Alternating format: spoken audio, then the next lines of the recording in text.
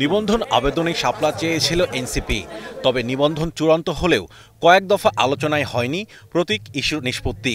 কারণ হিসেবে বিধিমালার কথা বলেছে ইসি, আর দাবি পূরণ না হলে নিবন্ধন না নেওয়ার কথা জানাচ্ছিল জুলাই আন্দোলনের দলটি। এ অবস্থায় বৃহস্পতিবার নাটকীয়ভাবে বিধিমালায় শাপলা কলি যুক্ত করে ইসি। দুদিন পরই কমিশন ভবনে এনসিপি নেতাদের সঙ্গে বৈঠকে সিইসি।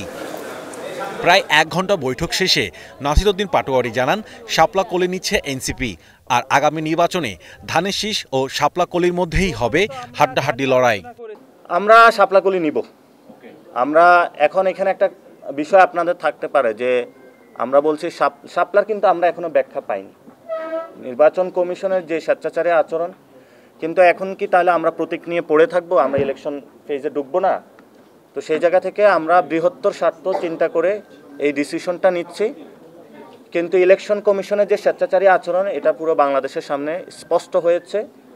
আমরা ইনশাল্লাহ শাপলাকলি নিচ্ছি এবং আগামীতে ইনশাল্লাহ ধানের শীষ এবং শাপলাকলির হাড্ডাহাড্ডি লড়াই হবে। এই সময় তার মন্তব্য, বিএনপির দুর্নীতি ছাড়লে এবং জামাত ধর্মীয় ফ্যাসিবাদ ত্যাগ করলেই তাদের সঙ্গে জোটের বিষয়ে ভাববে এনসিপি। আমরা আপাতত এখনো জোটের কোনো চিন্তা করি না, তবে আমরা বলেছিলাম যদি বিএনপি সন্ত্রাস, চাঁদাবাজি, দুর্নীতি এগুলো ছেড়ে আসে এবং সংস্কারে তারা পক্ষে থাকে, সেটাও আমরা ভেবে দেখবো। আবার যদি জামাত ধর্মীয় ফ্যাসিবাদ এবং ধর্মীয় যে বিভাজনের সৃষ্টি রাজনীতি বাংলাদেশে করতেছে, সে জায়গা থেকে সরে আসে, সেটাও আমরা ভেবে দেখব। এদিকে সংসদ নির্বাচনের খসড়া ভোটার তালিকা প্রকাশ করেছে ইসি।